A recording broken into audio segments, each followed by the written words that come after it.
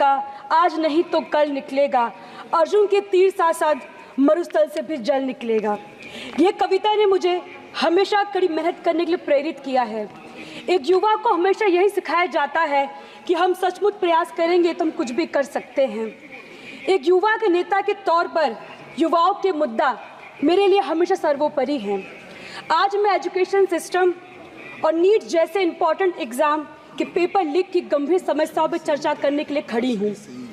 ये मुद्दे हमारे युवा और भविष्य के लिए अत्यंत महत्वपूर्ण हैं और इन पर तत्काल ध्यान देने की आवश्यकता है। सर, भारत भाग्यशाली है कि देश की कुल जनसंख्या में 60% से अधिक युवा हैं और इनमें से अधिकतर छात्र हैं। ये युवा देश के विकास कार्यों के लिए बहुत कुछ कर सकते हैं। हालांकि एजुकेशन सेक्टर को हमेशा इनसफिशिएंट बजट का सामना करना पड़ता है।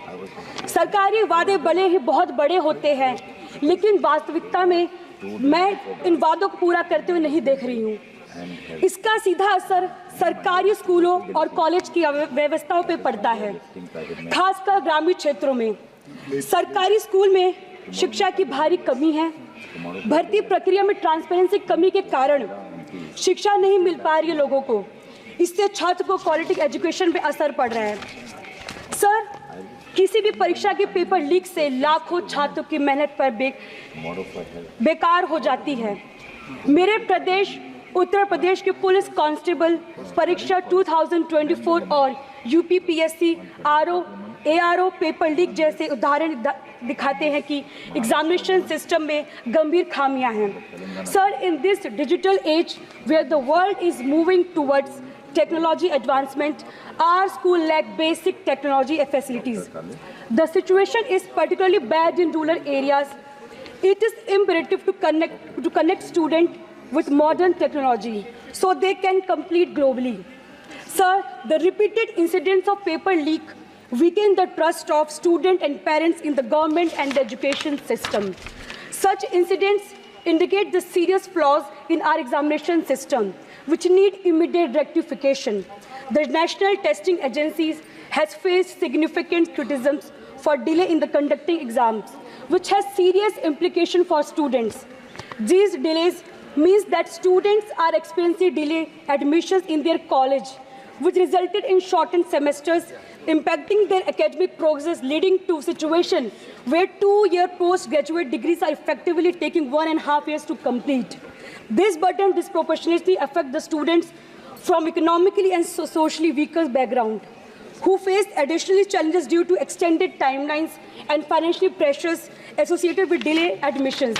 The NTA's inability to conduct exam in a timely manner is not just administrative failure, it is real consequences for the educational trajectories millions of students across the country. Sir, हमें उचित training, routine inspection और modern technology को अपनाने की आवश्यकता है। Paper leak में शामिल लोगों को सख्त सजा देने की ज़रूरत है ताकि ऐसी घटनाएं वापस ना हो। हमारे छात्रों को फॉरेन कंट्री में बेहतर अवसर मिल रहे हैं। हमें अपनी शिक्षा संस्थानों को वर्ल्ड क्लास बनाना होगा ताकि हमारे युवा बाहर ना जाए और यही बेहतरीन सुविधाओं का लाभ उठाएं।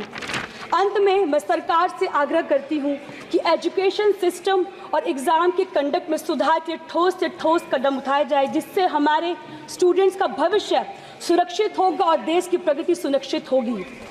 ये भाजपा सरकार कहती है कि सबका साथ सबका विकास, लेकिन इन्होंने तो केवल अपना विकास किया है। देश की जनता जाग चुकी है।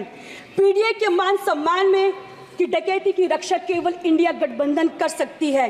यदि ये सरकार चाहती है कि सबका साथ सबका विकास का नारा पूरा हो तो जातीय जनगणना करा के सबको हिस्सेदारी दे। धन्यवाद।